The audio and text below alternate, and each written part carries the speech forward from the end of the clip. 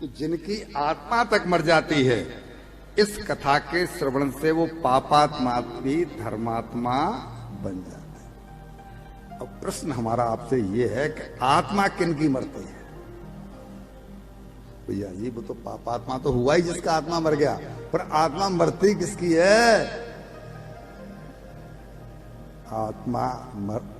आत्मा मरने का अर्थ है कि हम ये विचार ही नहीं कर रहे हैं कि हमारे घर में माँ बाप हैं और वो हमारे भगवान है, क्योंकि उनको हमने उत्पन्न किया है। हम आज घरों में ये बात देख रहे हैं कि माँ बाप का वो सम्मान है जो भगवान का होना चाहिए।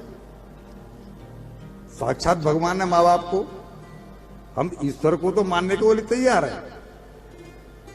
बड़ा ताज्जुब होता है जिस समय हमारी बहन बेटियां बहुएं ये यंग जो बैठी हैं, मंदिर में तो जाके नाक रगड़ रही हैं, और घर में जो बुजुर्ग बैठे हैं उनको समय पर भोजन का इंतजाम नहीं। तो भाई वहां जाके क्या पाओगे जब घर के ही जो जनक हैं हमारे, भाई आपके पति की उत्पत्ति करता तो वही है ना। वो ब्रह्मा जी की भूमिका में है कि नहीं है? ब्रह्मा जी ने तो उत्पन्न किया सबको, और कल आपके बच्चे होंगे तो आप ब्रह्मा जी की भूमिका में होंगे, आप सृष्टि का उत्पत्ति करेंगे। आप जो कल्पना करेंगे कि हमारे बच्चे हमें सम्मान दें, तो क्या वो बुजुर्ग माँ बाप आपसे ही उम्मीद नहीं करते होंगे?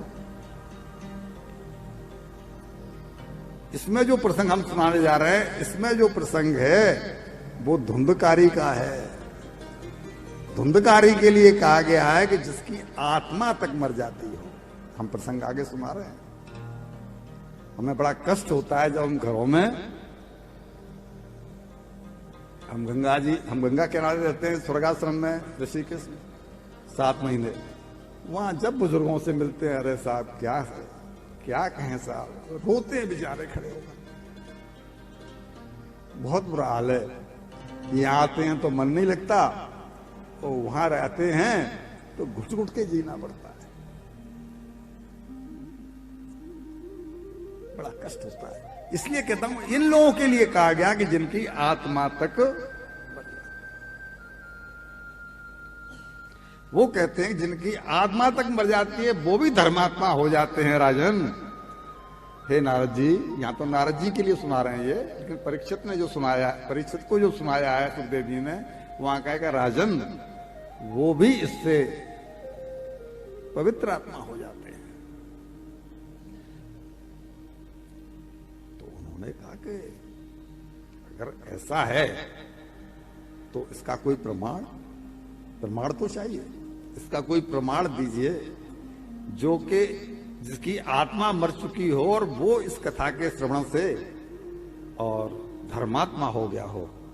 तब उन्होंने सुनाया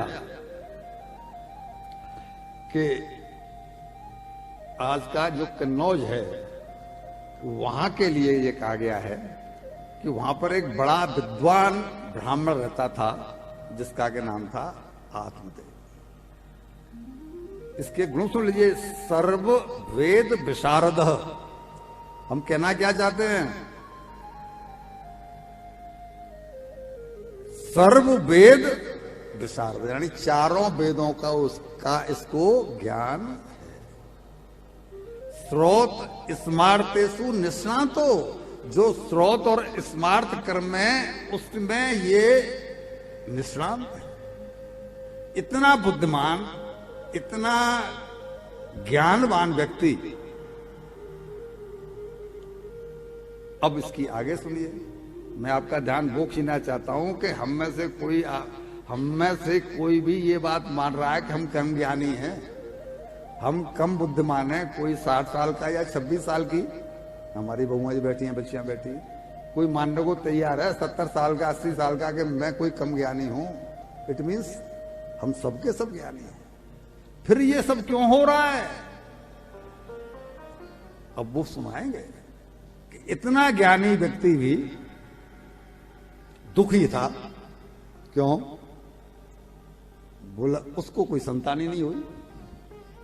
अब संतान नहीं हुई तो ये दोष किसका है? जवाब दीजिए। पूर्व जन्म के मानना पड़ेगा कि नहीं मानना पड़ेगा? जब पूर्व जन्म के कर्म का फल है तो अपने आप को गालियां दो ना, अपने आप को चाटा मारो ना, अपने आप को धिक्कारो ना। लेकिन ये संतान नहीं है, इसलिए मरने के लिए जा रहा है वन में। कि अगर संतान नहीं है तो फिर घर का क्या आनंद, घर में बिना संतान के क्या है? ये तो भाग्यहीनों के जीवन में ऐसा होता है। तो वही भाग्यहीन तो तुम होगे जब तुम कर्म वैसे करके आए हो। तो